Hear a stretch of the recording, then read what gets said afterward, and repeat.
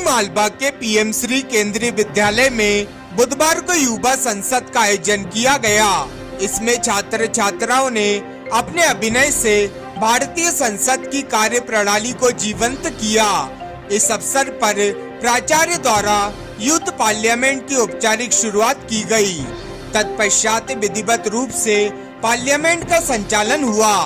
बच्चों के द्वारा विभिन्न मंत्री का अभिनय किया गया एवं विभिन्न मुद्दों पर चर्चा की गई। विपक्ष के द्वारा विभिन्न मंत्रालय से प्रश्न पूछे गए तथा मंत्रालय के द्वारा उनके उत्तर दिए गए।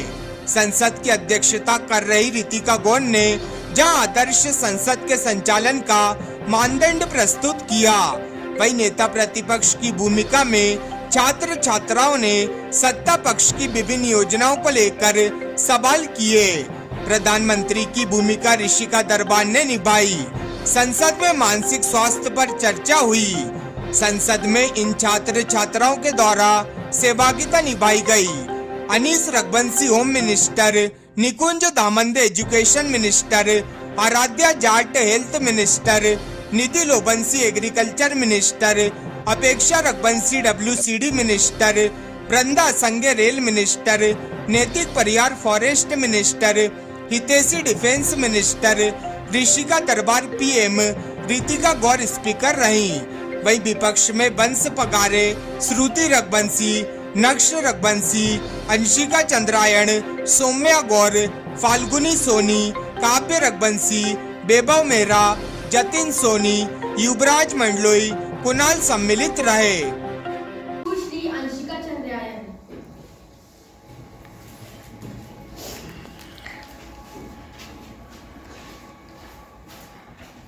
महोदया, आप शपथ ग्रहण करेंगी या प्रतिज्ञा करेंगी? मैं शपथ ग्रहण करूंगी।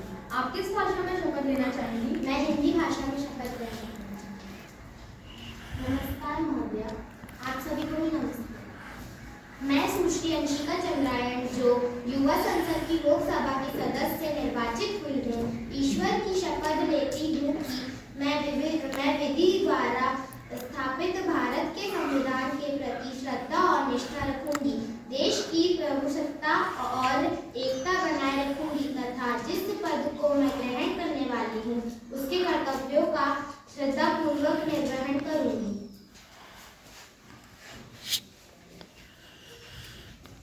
प्रश्न क्रमांक 104, सुश्री सौम्या गौड़, अपना प्रश्न पूछिए।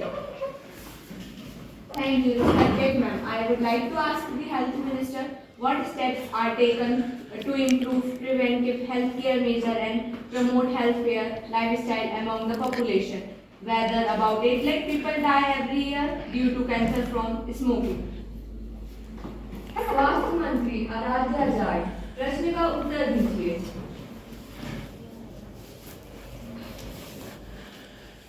माननीय महोदया, मैं आपके माध्यम से सदन को यह अवगत कराना चाहती हूँ कि स्वास्थ्य मंत्रालय द्वारा अधिक से अधिक लोगों के लिए स्वास्थ्य केंद्रों की संख्या बढ़ाई जा रही है। टीकाकरण कार्यक्रम शुरू किए गए हैं, जिनकी अब तक 5 करोड़ लोगों को इसका लाभ मिल चुका है। आयुष्मान भारत योजना द्वारा हम गरीबों को मुफ्त इलाज की सुविधा प्रदान करा रहे हैं।